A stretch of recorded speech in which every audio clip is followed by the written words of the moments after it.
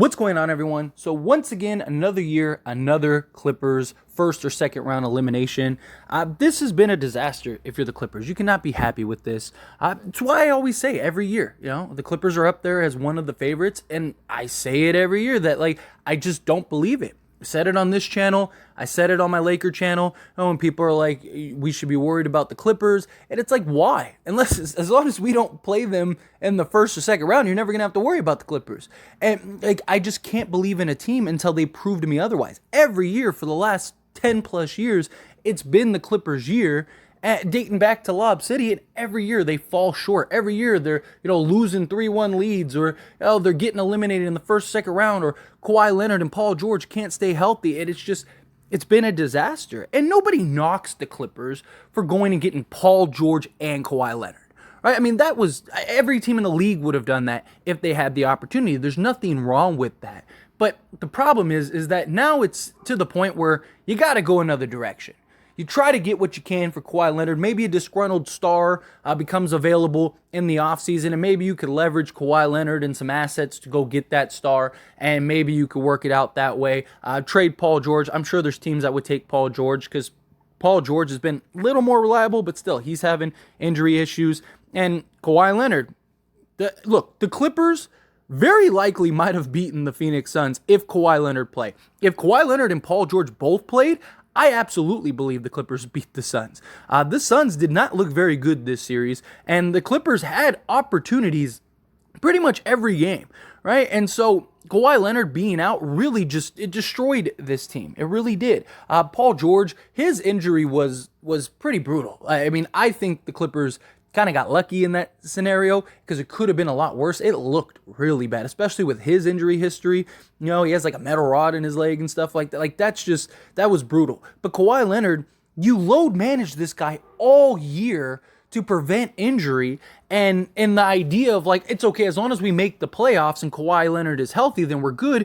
But he can't stay healthy. We just got the report today that he had a torn meniscus in his right knee. The guy's deteriorating at the knees, and it's just how long are you going to play this game? And look, I don't blame the Clippers for trying to get Paul George and Kawhi Leonard. I do blame the Clippers for extending Kawhi Leonard, what was it, last year? It made no sense when he already had injury history. You already are falling apart. Wait and see. Hey, look, we'll give you a max extension if you can stay healthy through the playoffs. But they jumped the gun on it, and now they're very likely stuck, and they're not going anywhere. Paul George, I just think you got to trade him too. He's a great talent, great player, great two-way player, right? I think in the right situation, he could be very valuable for a team, right? Put him on Miami with Jimmy Butler. That would be great because at least Jimmy Butler's reliable. If Paul George could stay healthy, man, Paul George and Jimmy Butler would be great, right? But I don't know. You got to try to do something. And Miami might be desperate enough to maybe go get a Paul George or maybe even Kawhi, right? Maybe you could even flip Kawhi to a team like Miami who just really need another star, who really want another star, where Pat Riley may look at it and go, well, maybe we can fix him, right? Maybe we can get it together. I don't know. I really think the Clippers, they're very likely not. Very likely what's going to happen is they're probably going to keep this team intact and try to run it back and see if something can happen because they are kind of stuck. I don't know how many options they would have for Paul George and Kawhi Leonard with their injury history, and I don't know how much value you would get in return. But say Atlanta, right? There's all these talks and reports about Trae Young wanting out and Trae Young potentially departing and wanting to leave. If Atlanta, do they look at it and go, well, we're probably not going to get another star. We're probably not going to get but Paul George and maybe some picks, and maybe we could get, a Terrence Mann or something like that. Maybe get some pieces to go get Trae Young, and we can add Paul George to this roster and have Murray, George, Hunter, all these guys, and maybe Paul George could stay out. Maybe you could do something like that. And look, I know you would lose a lot of defense with Trae Young over Paul George, but you'd get a lot of the scoring, you'd get a lot of the confidence, you'd get the playoff performance, you'd get the playmaking and assisting, and on top of that, at least you get somebody that's reliable, right? I mean, it might not be the best scenario, but the Clippers have plenty of depth, plenty of wings, plenty of defensive guys that they could use to kind of surround Trae Young with. I don't know. I mean, I don't think it's the worst thing in the world, right? Would Toronto take Kawhi back? No, I don't think you're going to get a big return, but can you get a couple pieces that maybe you can then work those pieces into trading for another piece? I don't know. I think if you're the Clippers, you got to start at least exploring and entertaining. At least start making some phone calls, taking some phone calls, and just saying, hey, Paul George and Kawhi Leonard are available at the right price. And see what the offers are. Worst case scenario, you do nothing. Kawhi Leonard's already locked in. Is Kawhi going to be upset that maybe you tried to trade him? Probably, but who cares? The guy doesn't play anyway. So who cares? Will Paul George be upset that maybe you tried to trade him? Yeah, probably, but who cares? Again, these guys don't play. And Russell Westbrook was a breath of fresh. I think they have to figure out a way to keep Russ. Because at least he's reliable, dependable. Look, he had a rough game, but at least he shows up. And he's been really good for the Clippers. Really good for the Clippers. And he seems to really like it there. He seems to be in a better mental state. The Clipper fans seem to really embrace him and seem to really like him, which I don't blame them when your two stars basically can't show up to do their job on a yearly basis.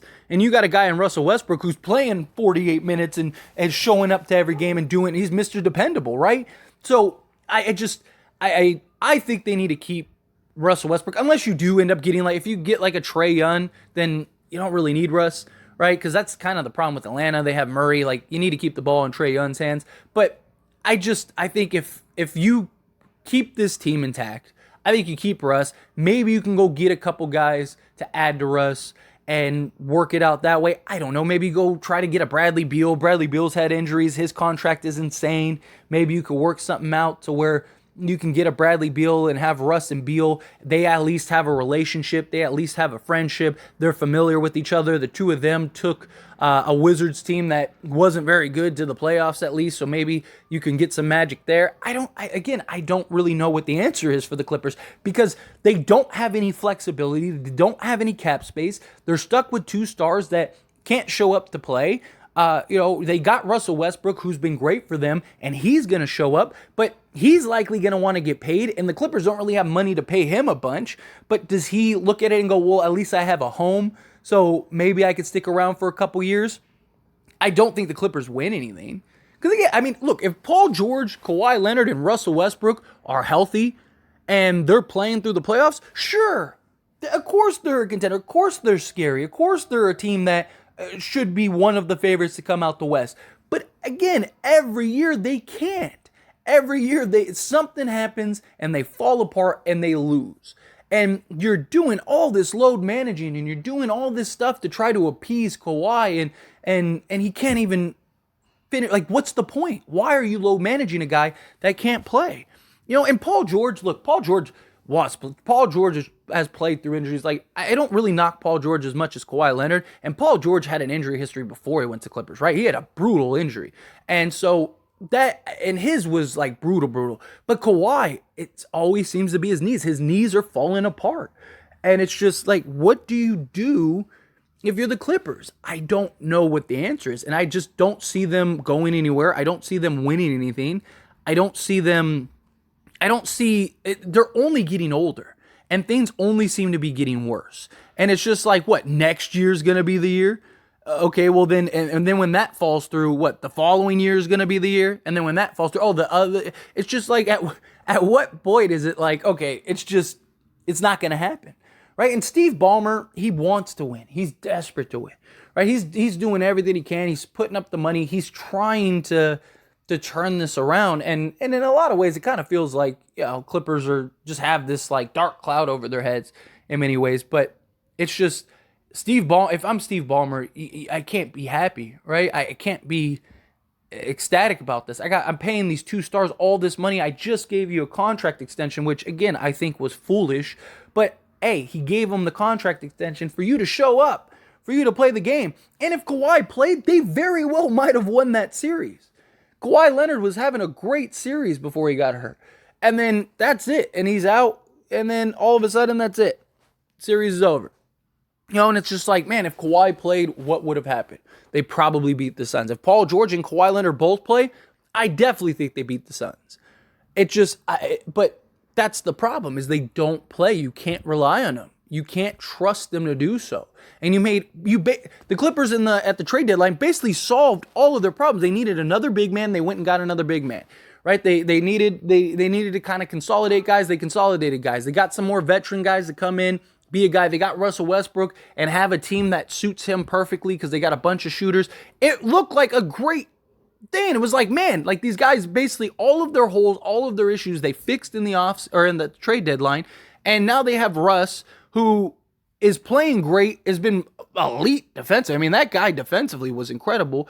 He still was without his flaws, the turnovers, the lack of efficiency at times. Like, there's still a lot of the issues, but he was better for them than he was. I mean, he had his most efficient stretch of his career at one point for the regular season. Like, that's insane. And if you had Kawhi Leonard and you had Paul George, it just felt like they had a real opportunity to win this. And you just can't rely on your two stars. I think it's time to blow it up. You got to figure it out. You really do, in my opinion. I think you try to get as close to another star as possible because you have the depth, you have the talent. If you can go get, like a Trae Young and a Bradley Beal, something like that, right? It's not Paul George and Kawhi Leonard at their best, but at least they're two guys that can kind of give you that. Bradley Beal, he has injury history and concerns, but it's not as big of a resume as Kawhi Leonard.